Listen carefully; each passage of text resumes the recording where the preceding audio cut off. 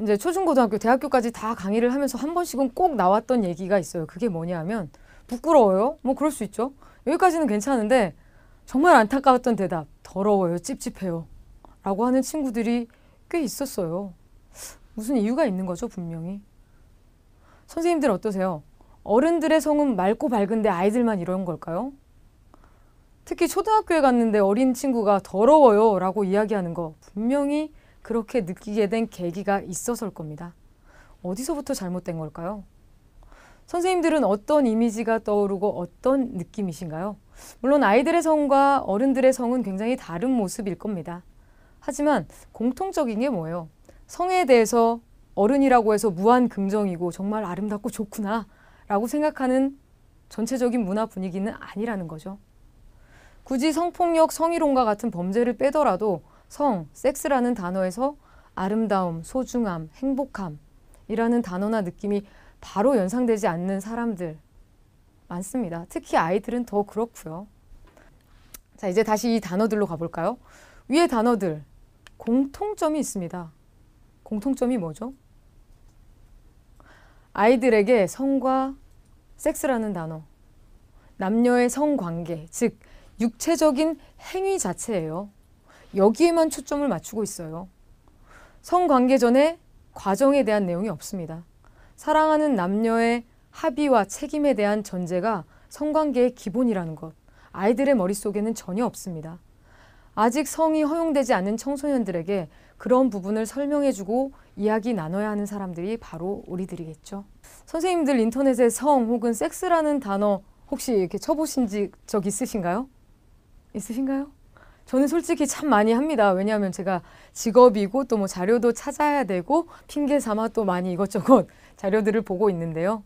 학교에 가면 아이들에게 물어봐요. 인터넷에 섹스라고 치면 뭐가 나오니? 그러면 인증이요 라고 대답을 해요. 아이들도 찾아봤다는 거죠. 항상 아이들에게 뭔가 접근을 하면 안 되는 금기어로 인식되고 있습니다. 못 보게 하고 당연히 말도 안 해주니까 궁금할 수밖에 없어요. 제가 인터넷으로 섹스를 쳤을 때 그중에서 제가 인상적으로 봤던 사진인데요. 뭐죠? 위에 있는 곤충하고 아래에 있는 곤충이 뭐죠? 하나는 독거미고 밑에 있는 건 정갈이에요. 무슨 뜻이죠? 둘의 공통점이 뭔가요? 바로 독을 가지고 있다는 겁니다. 성관계와 독, 어떤 연관성이 있어요? 이 사진은 바로 프랑스 에이즈 예방 광고 수상작이에요. 자, 이제 이해가 가시나요? 쉽게 사진에 대한 해석을 한다면 이렇습니다. 성관계를 통해 독거미나 정갈에 물린 것처럼 죽을 수도 있다. 에이즈에 감염되면 죽을 수도 있다라는 메시지가 담겨 있어요. 섹스를 통해 성병에 전염되기도 하고 감염되기도 하고 성병은 정도의 차이가 매우 물론 심해서 쉽게 치료가 되는 것도 있지만 에이즈처럼 사람의 생명을 빼앗아가는 것도 있습니다. 성이라는 것, 성병이라는 것을 통해서 이렇게 무섭고 뭔가 꺼려지는 부분도 있다는 거.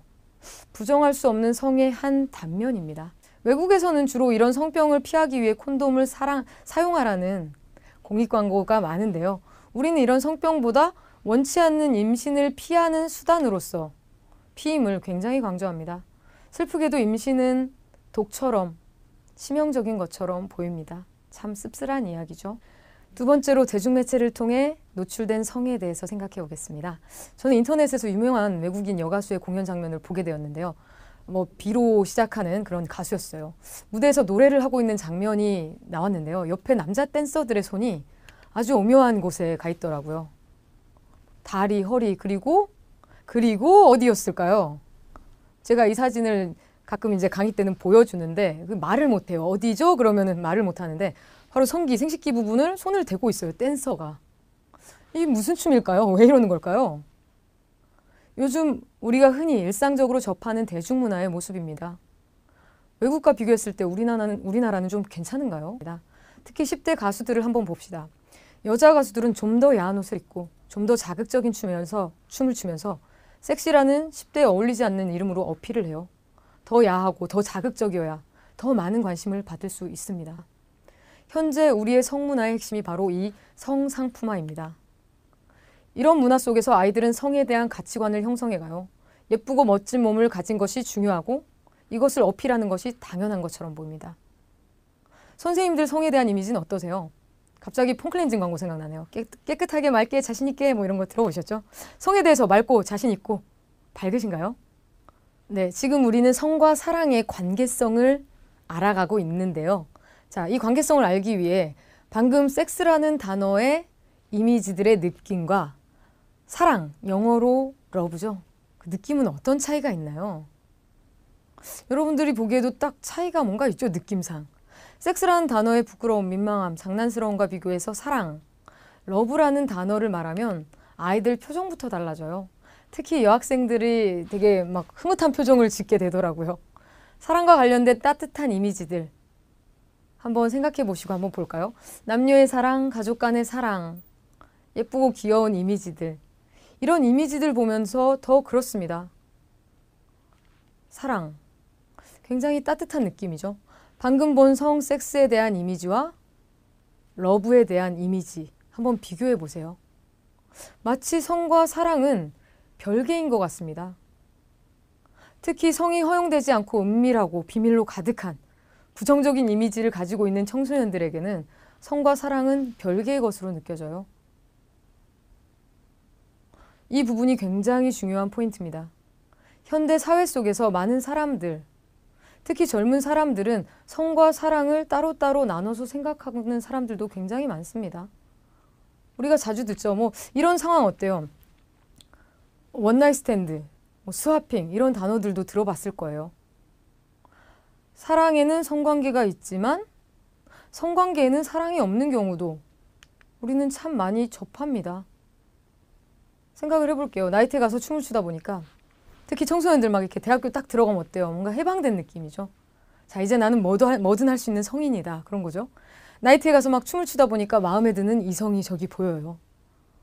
그 사람도 나를 보는 눈빛이 서로 이제 눈빛 교환이 이루어지는 거죠. 하룻밤 관계를 엔조이 하기로 합니다. 원나잇 스탠드라고 하죠. 이런 관계, 그 사람이 좋아도 매달리거나 질척거리면 절대 안 됩니다. 쿨한 관계여야 하니까. 성을 이렇게 순간순간에 충실하고 솔직하게 즐기면서 사는 게 멋진 거니까. 지금 이 순간에 충실한 게 인생을 잘 사는 것이다 라고 생각하는 사람들이 점점 많아지고 있어요. 근데 이런 관계 정말 괜찮은가요? 성과 사랑이 따로 가도 괜찮은가요? 정말 우리는 이런 관계를 원하고 있을까요? 이런 관계 속에서 우리 마음은 뭐라고 이야기하고 있고 진짜 어떤 관계를 우리는 원하는 걸까요?